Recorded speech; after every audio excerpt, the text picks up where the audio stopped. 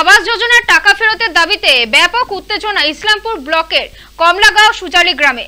কাটমানির টাকা ফেরতের দাবিতে গ্রামবাসীরা রাস্তায় গুড়ি ফেলে রাস্তা অবরোধ করে বিক্ষোভ দেখাতে থাকেন।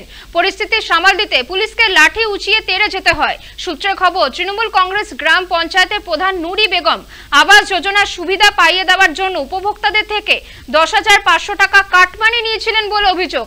জানা গিয়েছে, শীর্ষ নেতৃত্বের কাছে তথ্য আসার পরই নুরি বেগমকে প্রধানের পদ থেকে অপসারণ সহ দল থেকে বহিষ্কারের সিদ্ধান্ত নেয় ইসলামপুর ব্লক তৃণমূল কংগ্রেস।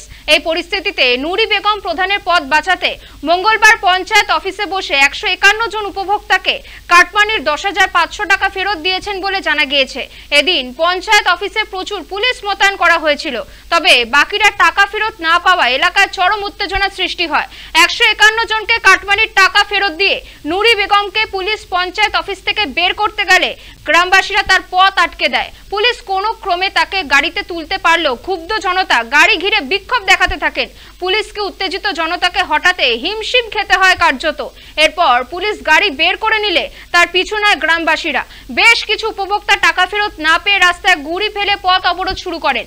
তবে পুলিশের তৎপরতায় সেই অবরোধ হটিয়ে দেওয়া হয়। অঞ্চল সভাপতি আব্দুস সাত্তার জানিয়েছেন, দীর্ঘ লড়াইয়ের একটি সুফল পাওয়া গেল।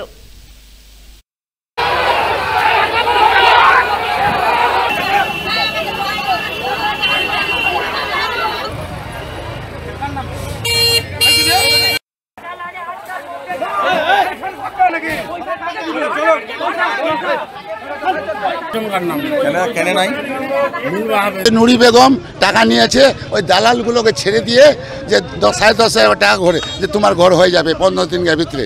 কিন্তু এখনও প্রায় কারো 1 বছর, কারো 6 মহিনা, কারো 9 মহিনা এরকম হয়েছে, কাউকে টাকা দেয়নি। কিছু কিছু লোক 1300 ঘরের ভিতরে 100 ঘরের টাকা দিচ্ছে, সিরিফ 100 ঘরে। এই যে 1200 লোক কী করবে? আজকে দিচ্ছে 100 লোকে, শুধু 1300 লোক আছে, সবার কাছে টাকা নিয়েছে 10,500 করে। কিন্তু নুরি বেগম নিয়েছে, ওই দালালকে পাঠিয়েছিল, ও তো যায়নি, প্রধান দালালকে পাঠিয়েছিল। না, পাইনি। হ্যাঁ, দিয়েছি, সবাই দিয়েছি।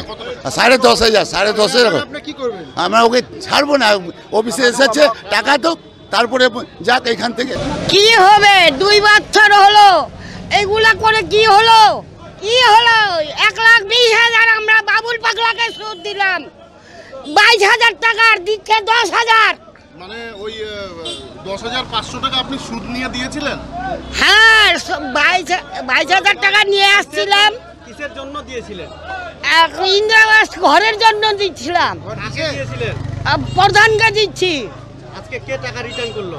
প্রধান রিটার্ন করলো। কত টাকা? 20,000। 20,000? হ্যাঁ। আপনি কত দিয়েছিলেন? আমরা 22,000 টাকা দিয়েছিলাম।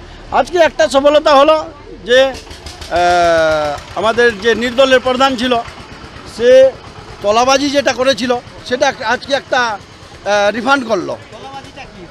কত টাকা করে? তোলাবাজিটা কি তোলাবাজি? যখন তোলাবাজি করেছে সেই জন্য দিল, বাস এতটুকুই বলবো। কাটমানি সেটাই করেছে, আর কি করেছে, এটাই তো।